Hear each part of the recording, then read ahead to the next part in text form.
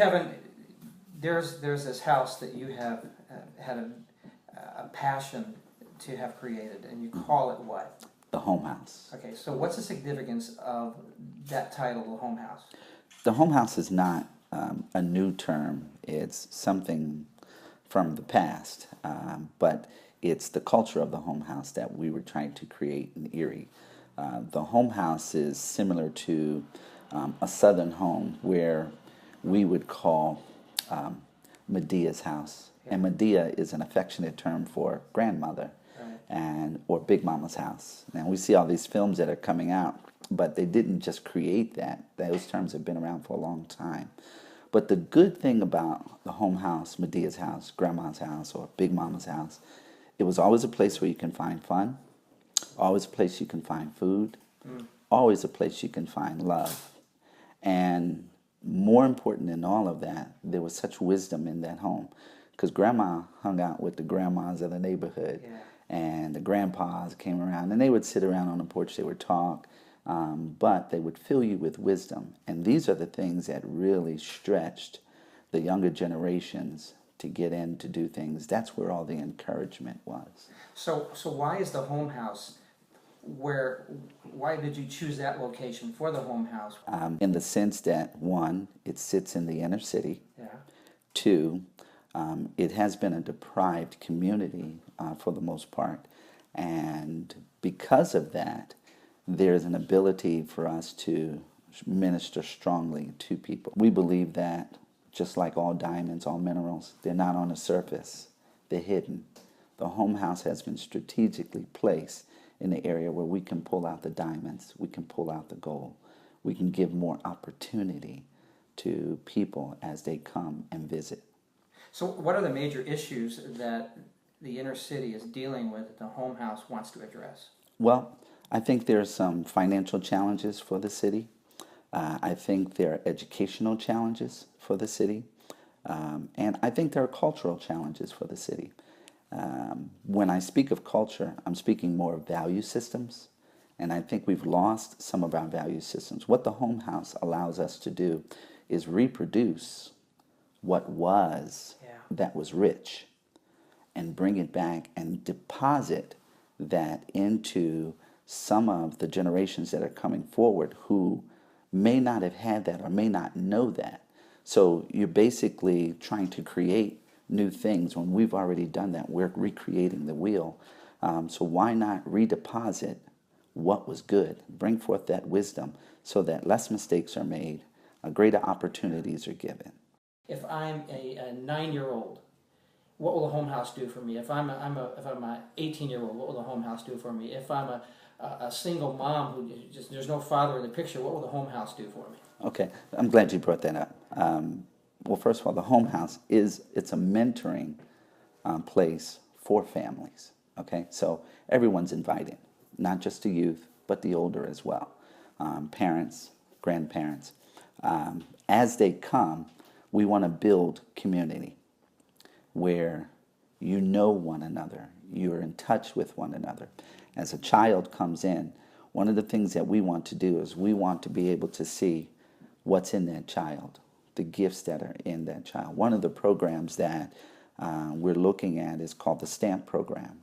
The STAMP program is where you take 5 people, and those 5 people are responsible for that child's life. So as a child comes through the door, we do an assessment.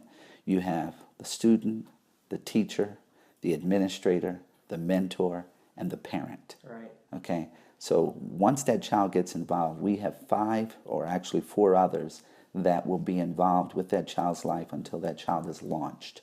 Where's that child going to be launched to? Perhaps college, perhaps into a career.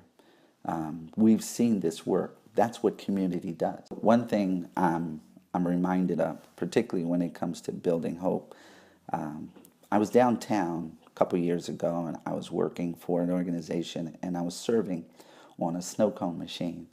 And there was this mother that came across where we were, and she had 2 boys. She was pushing a stroller, and the 2 kids had asked for snow cones. And Mom said, no. Well, I remember those days, and those little boys, they just stood there looking when mom was talking to someone, just stood there looking. They couldn't have been no more than 4 or 5 years old. And I literally went and I made the snow cones, and they were free anyway, but mom didn't know that. And I gave it to those boys. And just to see their eyes light up and to see the smile that came across their faces, that's what we want to be able to do. We want to be able to take our resources and pour back into people that don't have and provide hope. So describe the house. What's it like? If I come into it, what's going to be there? I know you're in the midst of finalizing it. What's there? Well, the house has well over 5,000 square feet, and it sits primarily on the east side. It was built back in 1869. It's an older building that we're trying to restore as well as we can. We have had contractors that have come in who perhaps may live in the Fairview, may live in Mill Creek or other areas, Girard.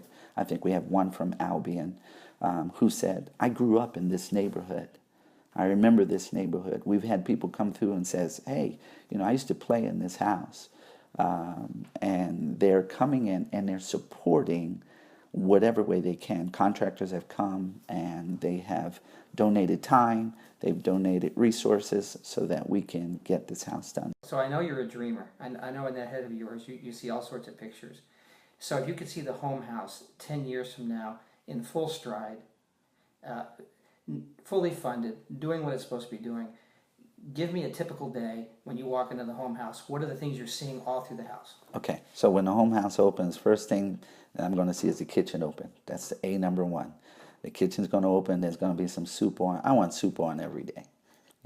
People are coming in from all across the city, or the police officers are stopping in. They're greeting people that they know. People from every race, every creed are dropping in, and they're saying, hey, how are you? They're friends of the neighborhood. Neighbors around the neighborhood are, after they got the kids off, are coming in, kind of helping out. Everybody's meeting and greeting in the kitchen. There'll be some workshops there during the day. People have come into the neighborhood not knowing how to do certain things, so we'll have workshops for them. The second floor has 4 rooms. Out of those 4 rooms, you got some computer classes that we can teach people. Because in the area, a lot of times kids don't get to computers until they become teenagers, where now you see people getting to computers where 5 and 6 kids are starting to work on computers. So if we're talking about training our kids in STEM, science and technology and whatnot, engineering, math, if we're going to do that, then we have to provide resources. The other thing is there's another room that's going to be set apart basically for music. We want to teach kids instruments. That's one of the things that I push with my own children. The science and all that, it speaks to the mind, and it draws on the mind. But music draws on the heart. So it brings a balance to a child's life. Not only that, we're going to have classes dealing with image. There are ambassadors already in place to set up image classes for young ladies and young men. We're going to have classes for the older adults and preparation, training, things that they haven't been able to get because they have been quote-unquote latchkey children coming up, and now they're adults and they just don't have it. I see all those different workshops happening. I see a living room that has a whole lot of books on a bookshelf that people are coming in at a quiet hour and just sitting there. Turning on the fireplace. Nice. And just sitting there and just reading a book. There are people in our city who are ambassadors. And I call them ambassadors because they leave their home, they come to the home house, and they will take time to mentor a kid. So you come in and you decide, well, I want to mentor a kid. Well, we're going to ask that you spend 2 hours with that kid once a month. And that kid may be 9. I want that kid to get to the age of 18. And from 9 to 18, at least 10 months out of the year, you've spent a couple hours with that kid. And you've got to know that kid. You've got to know the background of the kid. You've got to know the family. So you come in primarily as the mentor to work with this child and to encourage this child to move along. The home house is situated in a very economically challenged part of the city. Yes. So how does a home house actually get created and then have an operating budget so that it can be sustained long term? Well, it's the same thing we do in homes. I really believe that people have this innate ability not only to survive, but to progress their lives. It takes discipline, it takes challenge, it takes community. You cut your costs with community. And I realize it's not just that area that's economically challenged, but we live in a country that's economically challenged right now. Right. So everyone has to take a part to give back. We've been working on it for 7 years almost. Really? Just trying to get the vision in order, get key players to the table to say, hey, what do you think of this? How do you work with this? Understand the vision of the house and what we're trying to do. If it was my dream, it wouldn't work. But it's the dream of a community who understands. And because of that, you have not only Kevin at the table, but you got a Jack at the table, you got a John at the table, you got a Sue at the table. You have so many people who've said, I'm in, I'm in, I'm in. And what's going to sustain it is the love that people have for one another. I've always taught my own children God's greatest resource is people. When God wants to do something, He uses people. But I've also told them, your greatest resource is relationships. Why should I be part of what you're doing there? Well, it'll grow your life.